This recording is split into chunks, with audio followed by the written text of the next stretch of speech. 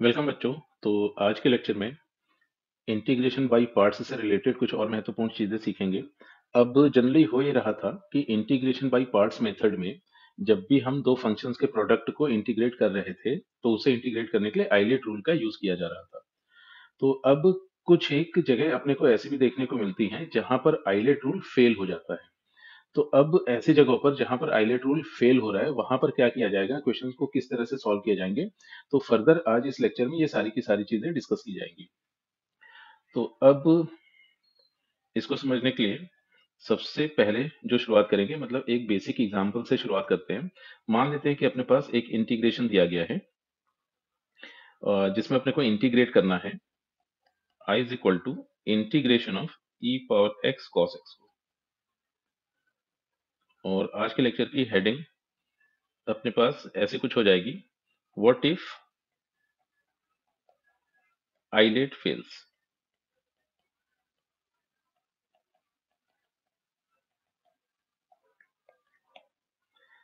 तो अब ये दो फंक्शंस का प्रोडक्ट अपने को दिया गया है, that is E power x cos x. तो अब अगर यहाँ पर आइलेट रूल को भी देखा जाए तो आइलेट रूल के हिसाब से सबसे पहले तो ये फंक्शन एक एक्सपोनेंशियल फंक्शन दिया गया, ये फंक्शन एक ट्रिग्नोमेट्रिक फंक्शन दिया गया। तो अब एक्सपोनेंशियल और ट्रिग्नोमेट्रिक फंक्शन जब भी होंगे तो इसको फर्स्ट फंक्शन एंड इसको सेकंड फंक्शन बोलकर चलेंगे। तो इसे इंटीग्रेट करने के लिए इसका ऑर्डर पलट लेते हैं। तो ये मिल गया cos x dot E power x D x. अब cos x फर्स्ट फंक्शन था, ई पावर एक्स सेकेंड फंक्शन था। तो अब जैसे ही इसमें बाई पार्ट्स मेथड का यूज करेंगे, तो बाई पार्ट्स मेथड का यूज जैसे ही किया तो रिजल्टेंट मिला first function that is cos x, फिर सेकेंड फंक्शन का इंटीग्रेशन, फिर माइनस फर्स्ट फंक्शन का डिफरेंशिएशन। तो cos का डेरिवेटिव बना माइनस साइन एक्स, जिसकी वजह से ये प्लस साइन हो जाएगा, तो ये आया साइन एक्स। और ई पावर एक्स का इंटीग्रेशन ई पावर एक्स हो गया, फिर इनका इंटीग्रेशन। तो अब यहाँ पर फिर से हमें एक ये इंटीग्रेशन दिखाई दिया। तो अब अपना ऑब्जेक्टिव ये बना कि ये जो नया इंटीग्रेशन आया है इसको इवेलुएट कर ले। तो अब यहाँ पर भी दो फंक्शंस का प्रोडक्ट दिया गया था, तो ये फर्स्ट फंक्शन बना, ये सेकंड फंक्शन बना। फिर से जैसे ही इसमें बाई पार्ट रूल का यूज करेंगे तो अब रिजल्ट अपने को कुछ ऐसा दिखेगा, first function that is sine x, फिर सेकंड फंक्शन का इंटीग्रेशन, फिर माइनस फर्स्ट फंक्शन का डिफरेंशिएशन, तो साइन एक्स का डेरिवेटिव बन गया है cos x, फिर सेकेंड फंक्शन का integration that is E power X का इंटीग्रेशन। तो अब रिजल्टेंट अपने को ऐसा कुछ कुछ दिखाई दिया।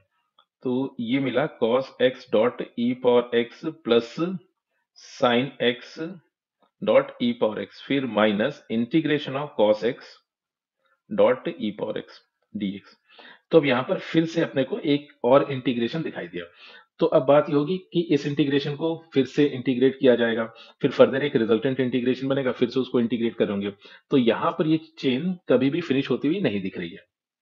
मगर यहाँ पर एक खास बात ये हुई कि जो शुरुआत में हम लोगों ने इस इंटीग्रेशन को आई बोला था, ये इंटीग्रेशन फिर से जनरेट हो गया है। तो अब ऐसे सिचुएशन में अपने को करना यह है कि ये जो इंटीग्रेशन रीजनरेट हुआ है इस इंटीग्रेशन को आई बोलकर चलेंगे। तो अब इस तरह से वो जो फर्दर अपने को एक रिपीटेटिव साइकिल बनती हुई दिख रही थी, तो यहाँ पर वो साइकिल नहीं बनेगी।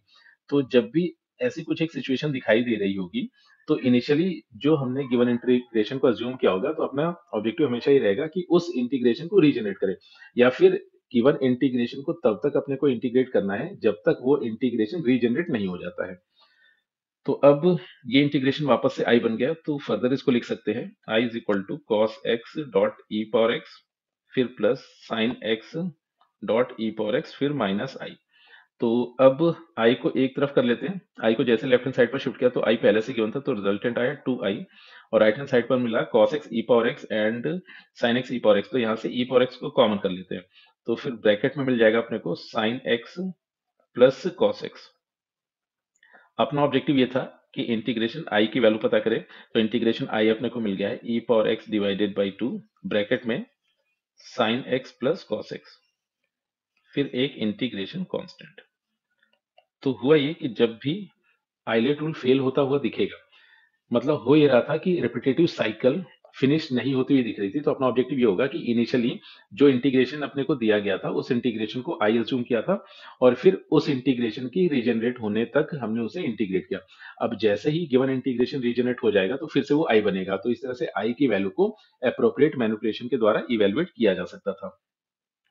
तो अब यहाँ पर एक काम ही करते हैं कि यही जो क्वेश्चन दिया गया था, अब अगर हम इसमें ऑर्डर पलट दें, क्योंकि इन फंक्शंस को अगर देखा जाए तो जैसे ही इसको ऑर्डर पलटा तो यहाँ पर होगा ये कि ई पावर एक्स को अगर फर्स्ट फंक्शन कह दे एंड cos x को यहाँ पर सेकंड फंक्शन बोलकर चले, तो होगा ये कि e पावर x के successive derivatives e power x बनते चले जाएंगे और cos x के सक्सेसिव जो इंटीग्रल्स होंगे वो cos का साइन बनेगा, फिर साइन का cos बनेगा, तो ये साइकिल चलती ही रहेगी, ये साइकिल कभी भी एंड नहीं हो रही होगी। तो अगर हम इस फंक्शन में आइलेट रूल का यूज ना भी करते हैं और अगर हम e पावर x को first function and cos x को सेकंड फंक्शन लेकर इंटीग्रेट कर रहे होते, तब भी अपने पास ऐसी सिचुएशन बनती कि ये इंटीग्रेशन कभी भी किसी पर्टिकुलर स्टेप में टर्मिनेट होता हुआ नहीं दिख रहा था। तो यहाँ पर अपना ऑब्जेक्टिव हमेशा ऐसे क्वेश्चंस में रहेगा कि जो भी इंटीग्रेशन दिया गया उसको सबसे पहले तो आई अज्यूम करेंगे, फिर उसको रीजनरेट होते मतलब होने तक उसको इंटीग्रेट करेंगे और जैसे वो टर्म रीजनरेट होगा तो फिर से वो आई बनेगा। तो इस तरह से कलेक्टिवली आई की वैल्यू को अप्रोप्रिएट मैनिपुलेशन के द्वारा इवेल्युएट कर सकते थे। तो इस पर बेस्ड दो महत्वपूर्ण थ्योरम्स देख लेते हैं। तो सबसे पहले थ्योरम आ गई I is equal to integration of E power A X dot cos B X dx। तो एक काम करते हैं, सबसे पहले तो इनके ऑर्डर पलट लेते हैं और इसको लिख लेते हैं cos bx dot E power ए एक्स dx। तो इस हिसाब से ये फर्स्ट फंक्शन बना एंड ये सेकंड फंक्शन बना। अब जैसे ही इसमें बाई पार्ट्स मेथड का यूज किया तो रिजल्टेंट आएगा first function that is cos bx, फिर सेकंड फंक्शन का इंटीग्रेशन। तो ई पावर ए एक्स का इंटीग्रेशन हुआ E power A X and एक ए डिनोमिनेटर में आ जाएगा, फिर माइनस फर्स्ट फंक्शन का डिफरेंशिएशन। तो cos बी एक्स का डेरिवेटिव बन गया है माइनस साइन बी एक्स, और फिर बी एक्स को डिफरेंशिएट किया तो एक बी और आ जाएगा और माइनस की वजह से ये प्लस हो गया। फिर ई पावर ए एक्स का इंटीग्रेशन बना E power A x divided by A, फिर इनका इंटीग्रेशन। तो इसको फर्स्ट फंक्शन एंड इसको सेकंड फंक्शन बोलकर चलेंगे। फिर रिजल्टेंट मिलेगा e power A x divided by A times cos B X, फिर plus B upon A, and ये जो नया इंटीग्रेशन आया इसमें बाई पार्ट्स रूल अप्लाई कर देते हैं। तो रिजल्टेंट बनेगा फर्स्ट फंक्शन सेकंड फंक्शन का इंटीग्रेशन, तो e power A X upon A, फिर माइनस फर्स्ट फंक्शन का डिफरेंशिएशन, साइन बी एक्स का डेरिवेटिव बन गया है कॉस बी एक्स, फिर बी एक्स का डेरिवेटिव बनेगा बी, e पावर ए एक्स का इंटीग्रेशन बन गया e power A x divided by A, फिर से इनका इंटीग्रेशन। तो अब इसको थोड़ा सिंप्लीफाई करके लिखते हैं, तो रिजल्टेंट बन रहा है E power A X dot cos B X divided by A, और फिर plus B upon A. Next यहाँ से रिजल्टेंट मिलेगा E power A X upon A sine B X, और फिर माइनस बी स्क्वायर अपॉन ए स्क्वायर, और फिर cos B X E power ए X का integration that is nothing but I, तो इसको आई लिख लेते हैं। तो इस तरह से आई इस तरह से कुछ कुछ बना। तो अब एक काम ही करते हैं कि आई के जितने भी टर्म्स थे उनको लेफ्ट हैंड साइड पर कलेक्ट कर लेते हैं। तो इस तरह से मिला I plus B square upon ये ए स्क्वायर दिया गया है, b square upon A square I is equal to, फिर नेक्स्ट रिजल्टेंट आया ई पावर ए एक्स, अगर यहाँ से कॉमन कर ले तो ई पावर ए एक्स कॉमन करते ही रिजल्टेंट मिला cos B X divided by A, फिर plus B sine B X divided by A square. फिर अब एक काम ही करते हैं, डिनोमिनेटर में ए स्क्वायर बनाने के लिए ए स्क्वायर से इनफैक्ट ए से न्यूमरेटर डिनोमिनेटर को मल्टीप्लाई कर दिया, तो ब्रैकेट कुछ कुछ ऐसा बना। लेफ्ट हैंड साइड को अगर एलसीएम से सिंप्लीफाई करें तो ये मिल गया अपने को I times A square plus B square divided by A square. फिर राइट हैंड साइड पे बन जाएगा ई पावर ए एक्स, और ये मिला A cos B x plus B sine B X, और डिवीजन में आ गया है ए स्क्वायर। अब इस ए स्क्वायर से ये ए स्क्वायर कैंसिल हो गया और ए स्क्वायर प्लस बी स्क्वायर से पूरी इक्वेशन को डिवाइड कर दिया। तो यहाँ से आई कुछ ऐसे मिल गया that is E power A x divided by A square plus B square, फिर A cos B x plus B sine B x. तो इस तरह से गिवन इंटीग्रेशन आई की वैल्यू मिल गई है that is E power A x divided by A square plus B square times a cos B x plus B sine B x. अब इसी पर बेस्ड एक दूसरी थ्योरम देख लेते हैं। तो सेकंड थ्योरम में इंटीग्रेशन गिवन है I is equal to integration of E power A X dot sine B X, और ये आ गया dx।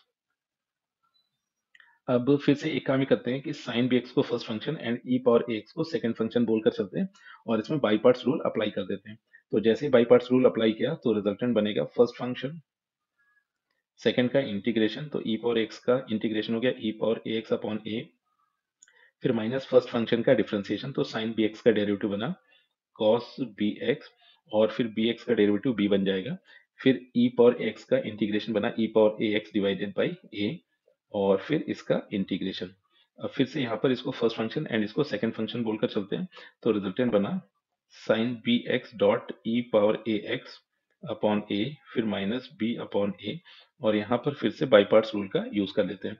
तो जैसे बाई पार्ट्स रूल का यूज किया, तो रिजल्टेंट बना फर्स्ट फंक्शन सेकंड फंक्शन का इंटीग्रेशन, फिर माइनस फर्स्ट फंक्शन का डिफरेंशिएशन, तो cos बी एक्स का डेरिवेटिव बनेगा माइनस साइन बी एक्स, जिसकी वजह से प्लस हो जाएगा, तो ये बना साइन बी एक्स, फिर बी एक्स का डेरिवेटिव हो गया बी, ई पावर एक्स का इंटीग्रेशन हो गया E power A x divided by A, फिर इनका इंटीग्रेशन। तो अब ये आई फिर से जनरेट हो गया है, तो फिर रिजल्टेंट यहां से मिला E power A X dot sine B X divided by A minus B upon A cos B X, फिर E power A X upon A, तो इसको ए स्क्वायर लिख लेते हैं, और फिर यहाँ से रिजल्टेंट बना माइनस बी स्क्वायर अपॉन ए स्क्वायर आई। तो अब आई को लेफ्ट हैंड साइड पर कलेक्ट कर लेते हैं, तो इस तरह से रिजल्टेंट लेफ्ट हैंड साइड पर बना आई प्लस बी स्क्वायर अपॉन ए स्क्वायर आई, और राइट हैंड साइड पर बन जाएगा ई पावर ए एक्स अगर कॉमन कर लिया जाए, तो ये मिलेगा ई पावर ए एक्स, और फिर ब्रैकेट में बनेगा साइन बी एक्स अपॉन ए गिवन था, तो ए से मल्टीप्लाई कर देते हैं न्यूमरेटर डिनोमिनेटर को, फिर माइनस ये बी अपॉन ए स्क्वायर कॉस बी एक्स। तो अब फर्दर अगर इसको सिंप्लीफाई किया जाए, तो यहां से रिजल्टेंट बनेगा I times A square plus B square upon A square is equal to E power A X upon A square, और ब्रैकेट में बन गया A sine B X minus का बी कॉस बी एक्स, और इस ए square से ये a square cancel हो गया, A square plus B square को डिनोमिनेटर में शिफ्ट कर देते हैं ई पावर ए एक्स के, तो रिजल्टेंट बना I is equal to E power A x divided by A square plus B square times A sine B X minus B cos B x. तो इस तरह से इस इंटीग्रेशन की वैल्यू ये बन गई अपने पास। तो ये दो इंटीग्रेशन गिवन थे, और ये दोनों इंटीग्रेशंस काफी स्टैंडर्ड इंटीग्रेशन दिए गए हैं, और इन्हें अपने को एज अ फॉर्मूला हमेशा याद रखना होगा। तो अब इन्हें याद किस तरह से रखा जाएगा, तो इस चीज को समझते हैं। तो पहला इंटीग्रेशन था ई पावर ए एक्स साइन बी एक्स, और फिर नेक्स्ट इंटीग्रेशन दिया गया था ई पावर ए एक्स कॉस बी एक्स। तो सबसे पहले ई पावर ए एक्स कॉस बी एक्स इसके फॉर्मूले को लिख लेते हैं, तो फिर से एक बार इनको लिख लेते हैं। ये जो दो फॉर्मूले अपने को दिए गए थे, तो पहला integration I that is nothing but e power A x cos B x दिया गया था dx। तो सबसे पहले इसको इस तरह से याद रखेंगे, तो e पावर एक्स तो अपने को बाहर इसी तरह से मिलेगा, फिर डिनोमिनेटर में आ जाएगा A square plus B square, तो ये a एंड ये b गिवन था, तो e power X as is आ गया, डिनोमिनेटर मिल गया A square plus B square, फिर ब्रैकेट में अपने को मिलेगा a cos bx, मतलब ये जो cos bx दिया गया है इसको a से मल्टीप्लाई करके लिख लेते हैं, तो a cos bx। फिर इसको ऐसे देखा कि cos का इंटीग्रेशन क्या होता है, तो cos का इंटीग्रेशन प्लस का साइन होता था, तो अब करते ये है कि उस साइन को b से मल्टीप्लाई करके लिख लेते हैं, तो ये मिल जाएगा plus b sine B x. तो इस तरह से इस इंटीग्रेशन के फॉर्मूले को याद रख सकते हैं। फिर जो सेकंड इंटीग्रेशन फॉर्मूला था I is equal to integration of E power A X dot sine B X dx।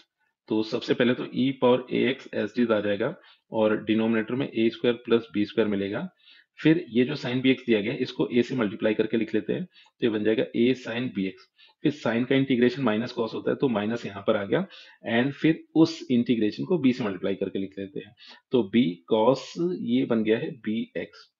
तो यहाँ पर प्रॉपर मतलब cos bx का इंटीग्रेशन नहीं लिखना है, सिर्फ और सिर्फ समझने के लिए इसको ऐसे देख रहे हैं कि साइन का इंटीग्रेशन माइनस का cos होता था, तो इस वजह से यहाँ पर नेगेटिव साइन आ जाएगा, और फिर b से साइन के इंटीग्रेशन को मल्टीप्लाई करके लिख देंगे, तो इस तरह से इस फॉर्मूले को याद रखा जाएगा। अब इस पर बेस्ड कुछ एक एग्जाम्पल्स देख लेते हैं। तो पहला एग्जाम्पल दिया गया i is equal to integration of E power x cos two x dx। तो अब अगर इस इंटीग्रेशन को देखें, तो यहाँ पर a की वैल्यू 1 बनी एंड b की वैल्यू 2 बनी, तो अब इस इंटीग्रेशन को डायरेक्ट लिख सकते हैं। तो ये बनेगा ई पावर एक्स डिवीजन में 2 स्क्वायर प्लस 1 स्क्वायर, तो ये हो गया 5।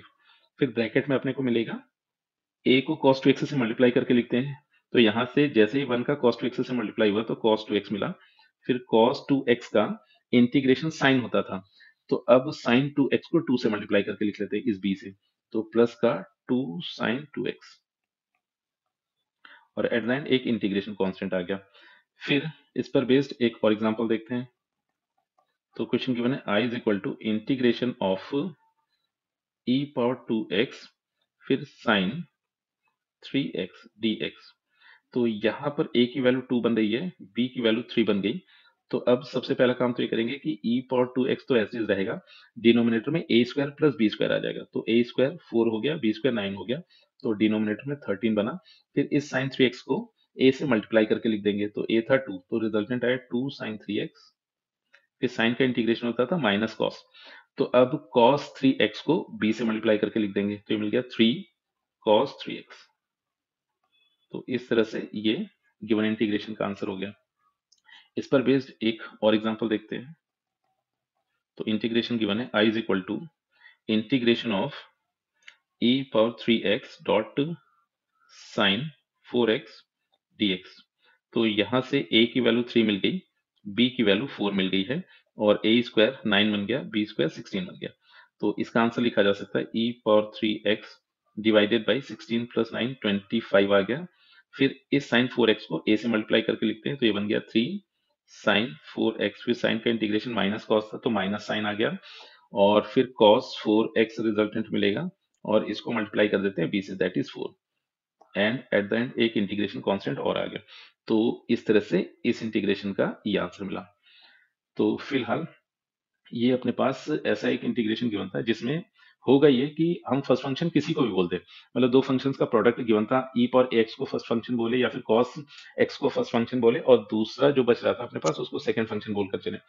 तो यहां से होगा ये कि जो इंटीग्रेशन की साइकिल होती है वो कभी भी फिनिश होती हुई नहीं दिख रही होगी। तो ऐसे क्वेश्चंस में अपने को करना ये है कि गिवन इंटीग्रेशन को आई कहा, फिर से अब जैसे गिवन इंटीग्रेशन को आई बोलेंगे तो राइट हैंड साइड को बाई पार्ट्स के हेल्प से जब इंटीग्रेट कर रहे होंगे तो आई को फिर से रीजनरेट करेंगे, और जैसे आई दोबारा से रीजनरेट हो जाएगा तो जो भी रिजल्टेंट अपने को मिल रहा होगा उस रिजल्टेंट को सिंप्लीफाई करके आई की वैल्यू को इवेलुएट किया जा सकता था। तो ये उस पर बेस्ड एक, मतलब ये अपने पास नेक्स्ट मेथड था, उस पर बेस्ड इमीडिएट एग्जांपल, और फिर उस पर बेस्ड ये थ्योरम्स थी, एंड थ्योरम्स को याद रखने का एक तरीका अपने पास दिया गया था, और फिर उस पर बेस्ड ये इमीडिएट एग्जांपल्स थे। तो फिलहाल बच्चों आज के लेक्चर में इतना ही रखते हैं।